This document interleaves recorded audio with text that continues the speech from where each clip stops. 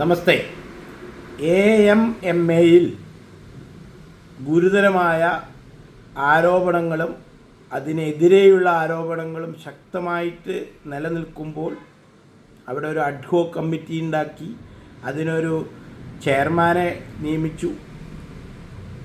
ആ ചെയർമാനെ അഡ്ഹോക് കമ്മിറ്റിയെയും അവർക്കെതിരെയായിട്ട് നിലവിലെ പ്രസിഡന്റ് കോടതിയിൽ പോയിട്ട് ആ കമ്മിറ്റിയെ പൊളിച്ചു കളഞ്ഞു. ഈ ചെയർമാൻ ആ സ്ഥാനം രാജിവെച്ചു. ഫോണിൽ കൂടി പ്രസിഡൻറ്റുമായി പരിപാടിയെക്കുറിച്ച് സംസാരിച്ച് അത് വലിയ സോഷ്യൽ മീഡിയയിൽ വലിയൊരു വാർത്ത തന്നെയായി. എല്ലാം നിലനിൽക്കുന്ന ഈ സാഹചര്യത്തിൽ, അതായത് രമേഷ് പരിപാടി എന്നാണ് ഇത്ര അറിയപ്പെടുന്നത്, രമേഷ് പിഷാരടിയുടെ പേര് തന്നെ. കാരണം ആ ടെലഫോൺ കൺവെർസേഷനിൽ ഒരു പരിപാടിയെക്കുറിച്ച് പറയുന്നു. എന്ത് പരിപാടി, എപ്പോഴാ പരിപാടി, അങ്ങനെ ഇനി തമാശയായി പറഞ്ഞതോ എന്തോ ആയിക്കോട്ടെ. എന്തായാലും തമാശയിൽ കൂടെയാണല്ലോ കാര്യം പറയാറ് ഇവരൊക്കെ. അപ്പോൾ അത്തരത്തിലുള്ള ഒരു സാഹചര്യം നിലനിൽക്കുന്ന ഈ സമയത്ത് ഇന്ന് അതിജീവിതയുടെ കേസ് ഇന്ന് അതിൻ്റെ അപ്പീൽ ഇന്ന് കോടതി പരിഗണിക്കുകയാണ്. അപ്പോൾ വളരെ രസകരമായ ഒരു സംഭവം തന്നെ ആയിട്ട് അത് മാറാൻ ചാൻസ് ഉണ്ട്. അതായത് അതിൻ്റെ സീരിയസ്നെസ്സാണ് ഇപ്പോൾ നമുക്ക് ചർച്ച ചെയ്യാനുള്ളത്. കാരണം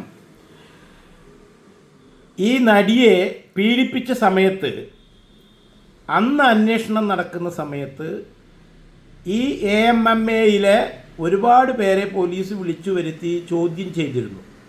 പക്ഷേ അന്ന് ഈ വ്യക്തികളിൽ പലരും തന്നെ ശരിയായ കാര്യങ്ങൾ, ഉണ്ടായ കാര്യങ്ങൾ പോലീസിൽ മൊഴി കൊടുത്തിരുന്നു. പോലീസ് അത് രേഖപ്പെടുത്തിയിരുന്നു. പിന്നെ ആ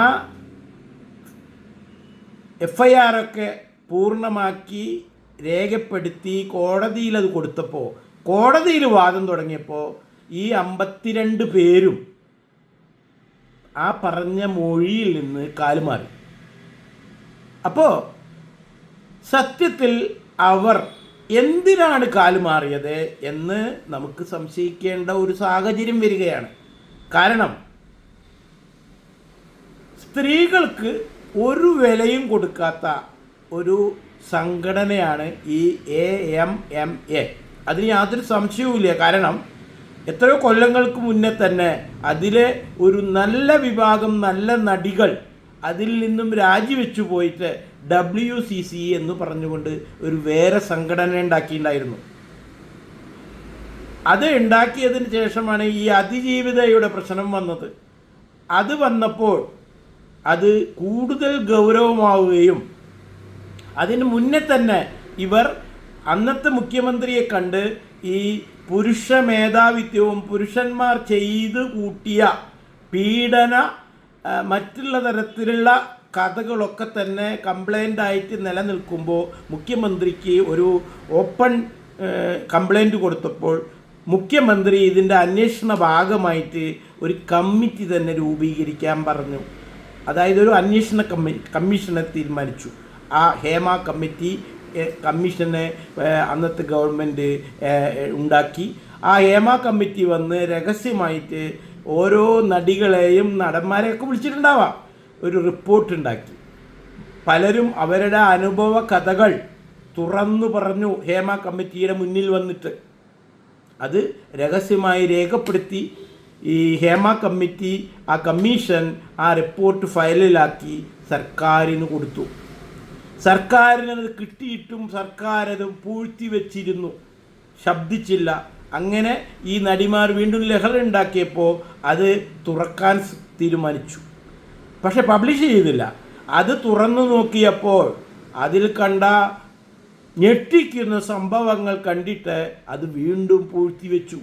യാതൊരുവിധ നടപടികളും ആ കമ്മീഷൻ റിപ്പോർട്ടിനനുസരിച്ച് ഇതുവരെ ഉണ്ടായിട്ടില്ല. അതവിടെ നിൽക്കുന്ന സമയത്താണ് ഈ അതിജീവിതയുടെ കൂട്ടബലാത്സംഗവും അതിനോടനുബന്ധിച്ച കേസും കാര്യങ്ങളൊക്കെ വന്നത്. ആ സംഭവത്തിൽ അന്നത്തെ ഒരു MLA ഉണ്ടായിരുന്നു, PT തോമസ്. അദ്ദേഹം മരിച്ചുപോയി. അത് കാരണം അതിൻ്റെ ഒരു പ്രധാന തെളിവ് പോലെയാണ് അത് നശിച്ചു പോയത്. അദ്ദേഹം ഉണ്ടായിരുന്നെങ്കിൽ ഈ കേസ് ഇങ്ങനെ പോകില്ലായിരുന്നു, അതിന് യാതൊരു സംശയവും വേണ്ട. അദ്ദേഹമാണ് ഈ പോലീസിൽ അന്ന് ആ സെയിം സ്പോട്ടിൽ വന്ന് കാര്യങ്ങളൊക്കെ ഇത്ര ഫാസ്റ്റാക്കിച്ചതും കാര്യങ്ങളൊക്കെ. പക്ഷേ അന്ന് അദ്ദേഹത്തോടൊപ്പം ഈ 52 പേരും പോലീസിൽ പോയി ശരിയായതൊക്കെ പറഞ്ഞു. പക്ഷെ കോടതിയിലേക്ക് എത്തുമ്പോഴേക്കും ഇവിടെ കഥ മാറി. ഈ പ്രതികളെല്ലാം തന്നെ മൊഴി മാറ്റി പറഞ്ഞു. ആ കേസ് തള്ളിപ്പോയില്ല, ശിക്ഷ കിട്ടാതെയായി. ഇവിടെ ആ ബലാത്സംഗം ചെയ്ത വ്യക്തിനെ പിടിച്ചിട്ടിരിക്കുകയാണ് ജയിലിൽ. ആലോചിക്കണം. അപ്പോൾ പോലീസ് എന്തേ ഒന്നും ചെയ്യാന്ന്? സാധാരണ കേരള പോലീസ് എന്നൊക്കെ പറഞ്ഞാൽ അവരെ കഥ പറയിപ്പിക്കും. അതിനുള്ള കഴിവ് കേരള പോലീസിനുണ്ട്, ഒരു സംശയവും വേണ്ട. കാരണം ആളെ കൈ കിട്ടിക്കഴിഞ്ഞാൽ അത് പറയിപ്പിക്കാനുള്ള കഴിവ് കേരള പോലീസിനുണ്ട്. പക്ഷേ ഇവിടെ അത് പറയിപ്പിച്ചില്ല എന്ന് മാത്രമല്ല, കോടതിയിൽ ഈ കേസ് വാദിക്കുന്നത് ഈ അതിജീവിതയ്ക്ക് വേണ്ടിയിട്ടുള്ള പബ്ലിക് പ്രോസിക്യൂട്ടർ വളരെ താഴ്ന്ന രീതിയിലുള്ള വാദവും നടത്തി. ഈ 52 പേര് മൊഴിമാറ്റുകയും ചെയ്തപ്പോൾ ശിക്ഷ കിട്ടേണ്ടവർക്ക് ശിക്ഷ കിട്ടിയില്ല. അപ്പോൾ ഇതിൻ്റെ ശരിയായ അവസ്ഥ അറിയുന്ന ഒരുപാട് പേരുണ്ട് ഇവിടെ. അതിന് സത്യം അങ്ങനെയാണല്ലോ. ഈ രമേശ് പരിപാടി എന്ന് പറയുന്നത് രമേശ് പിഷാരടി പറയാണ് ശ്വേതാ മേനോനോട്, അതായത് നിങ്ങൾ ഇനി കണക്ക് അവതരിപ്പിച്ചാലും ആ കണക്ക് ജനം വിശ്വസിക്കാൻ പോകുന്നില്ല. എന്താ കാരണം അതിന് പറഞ്ഞതറിയോ? അതിജീവിതയുടെ കേസിൽ ആ പ്രതിയായിരുന്ന വ്യക്തിയെ വിട്ടിട്ടും കോടതി വെറുതെ വിട്ടിട്ടും ജനം അത് വിശ്വസിക്കുന്നില്ല. കാരണം എന്താ? രമേശ് പരിപാടിക്ക് അറിയാം ഇതിൻ്റെ സത്യം എന്താണെന്നുള്ളത്. അതാണല്ലോ ജനം വിശ്വസിക്കാത്തത്. അതുതന്നെയാണിപ്പോൾ ഇവിടെ ഈ കേസ് നന്നായിട്ട് അറിയുന്ന ഒരു വിഭാഗം അതിജീവിതയോടൊപ്പം എന്ന് പറഞ്ഞൊരു ട്രസ്റ്റ് രൂപീകരിച്ചിട്ടാണ് ഇപ്പോൾ ഇത് ഹൈക്കോടതിയിൽ അല്ലെങ്കിൽ മേൽക്കോടതിയിൽ വീണ്ടും അന്യായം കൊടുത്ത് ഈ കേസ് വാദിക്കുന്നത്. ആ കേസ് എടുക്കുന്ന ദിവസം ആണ് ഇന്ന്. അപ്പോൾ ആ അപ്പീൽ ഇന്ന് എടുക്കുമ്പോൾ, ഇന്ന് തുടങ്ങുകയാണ്, ഇന്നൊന്നും ഇപ്പോൾ വിസ്താരം ഉണ്ടായില്ല എന്ന് വരാം. പക്ഷേ സ്വാഭാവികമായിട്ടും ഈ 52 പേരെയും വിളിച്ച് വീണ്ടും വിസ്തരിക്കും എന്നതിന് യാതൊരു സംശയവും വേണ്ട. അന്ന് ഇവർ എന്തായിരിക്കും വീണ്ടും പറയുക? കാരണം ഇപ്പോൾ AMMയിൽ 2-3 ഗ്രൂപ്പുകളൊക്കെ ആയി മാറിയിട്ടുണ്ട് എന്നാണ് മനസ്സിലാകുന്നത്. അവരുടെ അങ്ങോട്ടും ഇങ്ങോട്ടും ഒക്കെയുള്ള തല്ലുകൂട്ടും കള്ളക്കണക്കും ഒക്കെ കേൾക്കുമ്പോൾ ആ തൊഴിലാളി സംഘടനയിൽ ഒരു പ്രശ്നമുണ്ടായ സ്ഥിതിക്ക് ഈ കേസ് ഒന്നും കൂടി അത് സ്ട്രോങ് ആയി വരാനുള്ള സാഹചര്യം ഇപ്പോൾ ഉണ്ടായിട്ടുണ്ട്.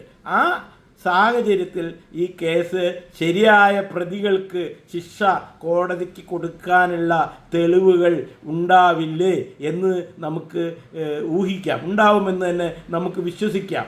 കാരണം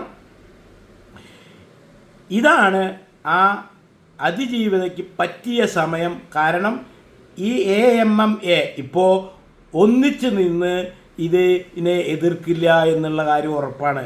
ചിലർക്ക് ഈ കേസ് തെളിയണമെന്നുണ്ട്. കാരണം സ്ത്രീകളെ ഒതുക്കാൻ നോക്കിയ ഒരു പുരുഷ മേധാവിത്വം തന്നെ ആ സംഘടനയിലുള്ളത് കാരണമാണ് ഇപ്പോൾ ഈ സാഹചര്യം മുഴുവൻ അവിടെ ഉണ്ടായിരിക്കുന്നത്. അതിൻ്റെ വേറൊരു രൂപമായിരുന്നല്ലോ ഈ അതിജീവിതയുടെ പീഡനവും അല്ലെങ്കിൽ ഈ WCC ഉണ്ടായതൊക്കെ തന്നെ. അപ്പോൾ ഇവിടെ ഒരു സത്യം തെളിയിക്കപ്പെടേണ്ടതുണ്ട്. ആ സത്യം തെളിയിക്കാനുള്ള അപ്പീലാണ് ഇന്ന് കോടതി പരിഗണനയ്ക്ക് എടുക്കുന്നത്. തീർച്ചയായും അത് നല്ലൊരു തീരുമാനം ഉണ്ടാവുമെന്ന് തന്നെ നമുക്ക് പ്രതീക്ഷിക്കാം.